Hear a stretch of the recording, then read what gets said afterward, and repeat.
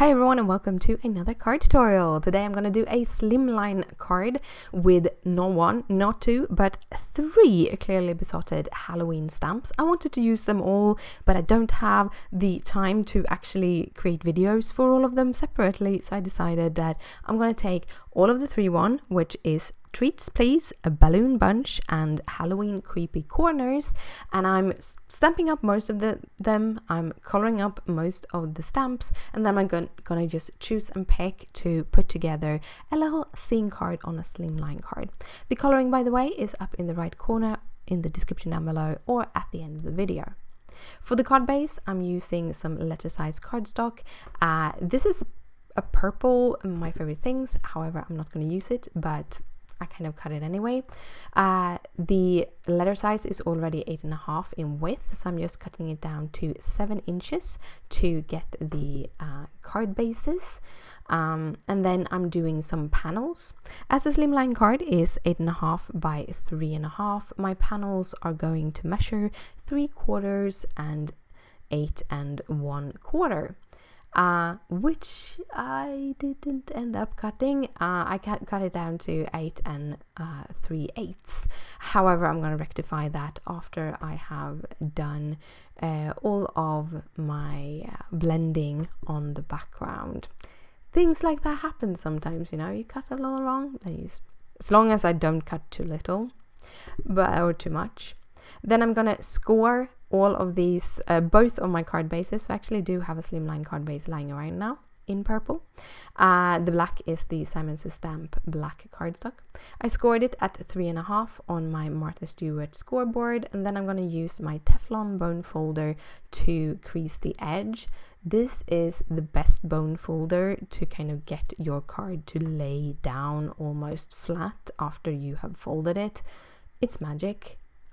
It's a little bit expensive, but it is magic. I promise you, it works great. Then for my kind of scene, I'm going to do some very simple blending. I'm going to go in with some WILTED violet, and I'm just doing some very simple blending. Because this is a Halloween card, it doesn't matter if it's a little bit a spotty background. It just looks like it's a little bit smoky. And I'm going in with this mini clouds die stencil, mini cloud edges stencil by My Favorite Things. I just recently made a card with that, which is coming up next week, I think, and I had it lying on the side. I'm like, yeah, I'm gonna give some texture to this with that stencil, and I really like how it turned out. And then I ended up going in with a little bit of Dusty Concord just on the edges to darken the sky teeny bit. Then I'm going to do the bottom. I'm doing that on a separate card, and then I'm going to cut and put them together. So I'm starting with some bundled sage, which is kind of a Halloweeny green. I really like it. I've used it before in cards. It's one of those greens that I really like. Then I decided that I wanted to use my Grassy stencil, which, by the way, I'm turning upside down here. I realize it here. Oh no, it's upside down. So I don't turn the stencil, I'm turning the cardstock. And I'm just going in. And here you see, this is how it's supposed to look when you use this stencil. Like the grass is coming out. So I'm just adding a bunch more grass over, just layering it bit by bit. And then I wanted to kind of punch it up a little bit to give it a little bit more. I'm using quite clear colors, like bright colors on my card, so I decided to go in with more MOWED lawn to just pop the color a little bit, get it to be a little bit green, but with the sage underneath it's not as green as MOWED lawn usually is. Then I kind of just freehand some edges. There are so many different edge dyes that you can use to do this. I just freehand it because I wanted to make sure that I got some of that grass texture to kind of seep through. I don't know if I accidentally cover all of that up, but anyhow. Then I'm going in with a little bit of sage green at the bottom, because where I cut it was still white, and I thought going in with the sage green, it kind of meshes the two papers together a little bit more, and I really think it did. I'm using my absolute favorite tape runner, which is the Funky Tape Runner by Tonic. It's refillable and it's really affordable, and it also sits perfectly in your hand. I use that to tape down my the two layers together so that I get kind of the background. And now for the fun stuff. I am going to, this is where I kind of check, do I want the purple or the black? And I felt the background popped better on the black cardstock. If you would send this in the mail, you would probably use gel pens to write on the inside. Just to remember that gel pens take a little bit longer time to dry, so you don't want to just close it and send it away. This is where I realized that, hey, this cardstock is the wrong size. So what I did after I figured that out, I had to double check it and triple check it, and I'm going to cut it off. So I took my paper cutter, I just cut off 1/8 of an inch. That is actually exactly how much I needed to take off. It's double layers, so I have to be a little bit more forceful there. And it was tape on it, but it worked out good anyhow.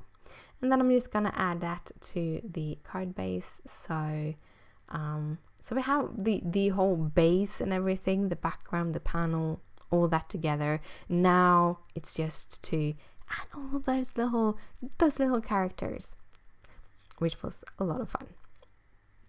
By the way, can be good to know, I actually started off with this. I have this little square mat, which every little square is an inch.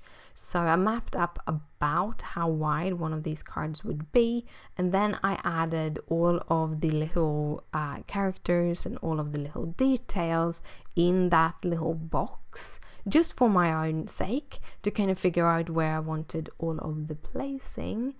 And after I done that, I actually did take a photo with my mobile phone so that I had the full scene. And that can take a little bit of time, adding and removing and adding and removing and adding and removing all of the little characters. So I decided not to take that whole clip with, just the kind of photo.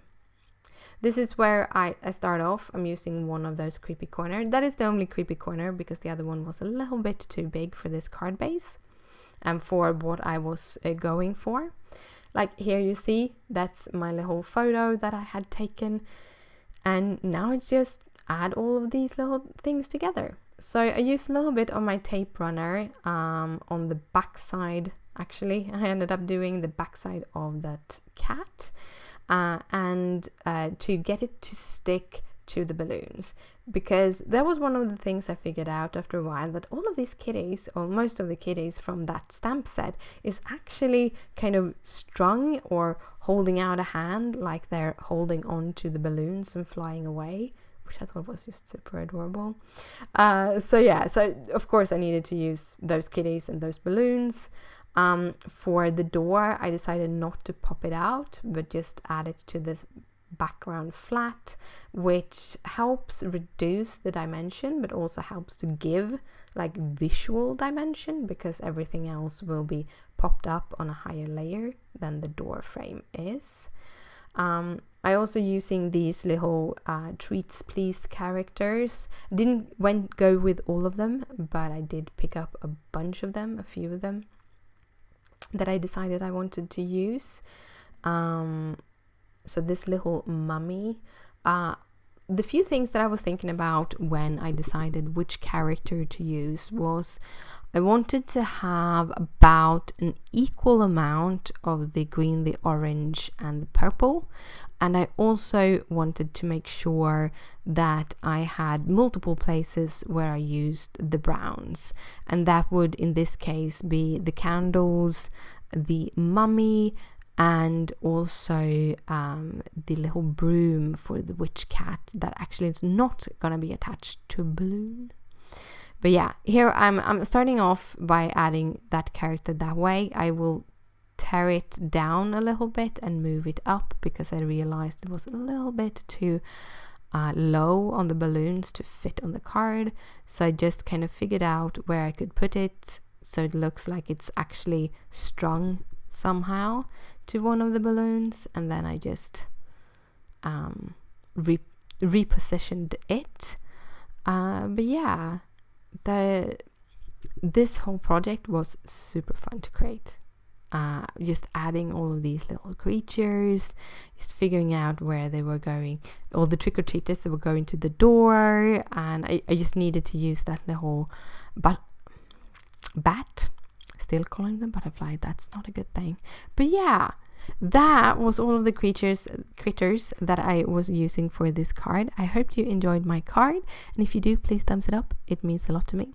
If you have any questions, just comment down below. In the description you find all the details and links to all the products and so on.